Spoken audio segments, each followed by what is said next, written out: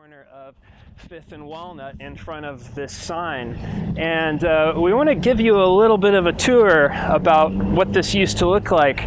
You know, right now there are cars driving in and there's a big parking lot. When this was first built in the 1850s or so, it was just a clear pasture with horse-drawn carriages that would come up in order to sell their goods to people. But as we cross across the street here, we'll show you a little bit more.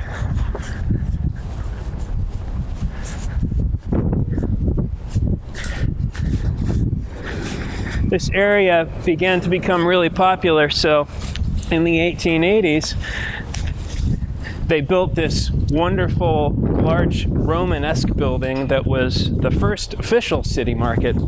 And as we cross underneath the sign here, we're going to take you back in time and kind of show you what that used to look like. So that building was almost like a church. It was built on a Roman cross plan and then extended out into the parking lot. And people would come up and buy goods from the temporary stalls on your left. And in the middle was this large tower structure that would have been one of the tallest buildings in the area at that time. So no matter where you were in the market, you would have been able to see that structure.